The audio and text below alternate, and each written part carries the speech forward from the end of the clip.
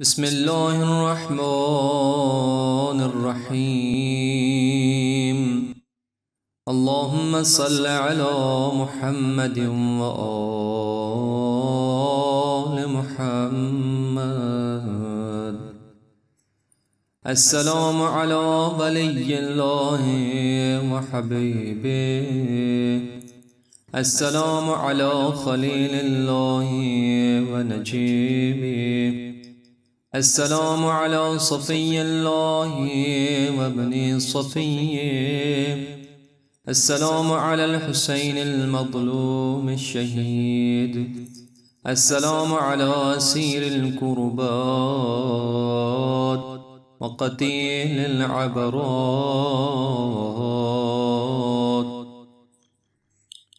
اللهم إني أشهد أنه وليك وابن وليك وصفيك وابن صفيك، الفائز بكرامتك، أكرمته بالشهادة وحبوته بالسعادة واجتبيته بطيب الولادة وجعلته سيدا من السادة وقائدا من القادة وذائدا من الذادة، وأعطيته مواريث الأنبياء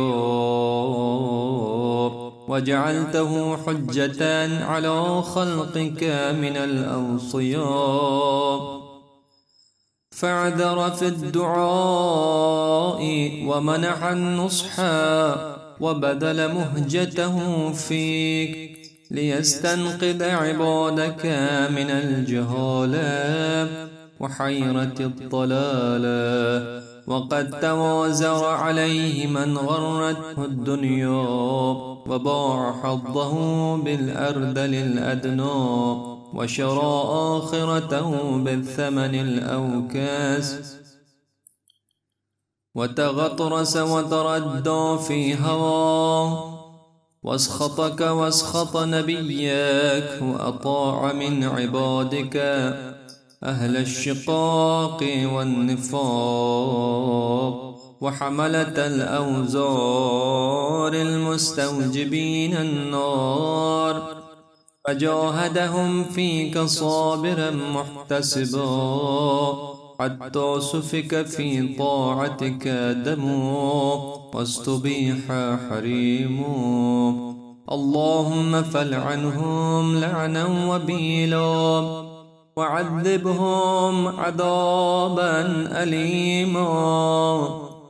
السلام عليك يا ابن رسول الله، السلام عليك يا ابن سيد الأوصياء، أشهد أنك أمين الله وابن أمينه، عشت سعيدا ومضيت حميدا ومت فقيدا مظلوما شهيدا، وأشهد أن الله منجز ما وعدك ومهلك من خذلك ومعذب من قتلك، وأشهد أنك وفيت بعهد الله وجاهدت في سبيله حتى أتاك اليقين. فلعن الله من قتلك ولعن الله من ظلمك ولعن الله أمة سمعت بذلك فرضيت به. اللهم إني أشهدك أني ولي لمن والاه وعدو لمن عاداه.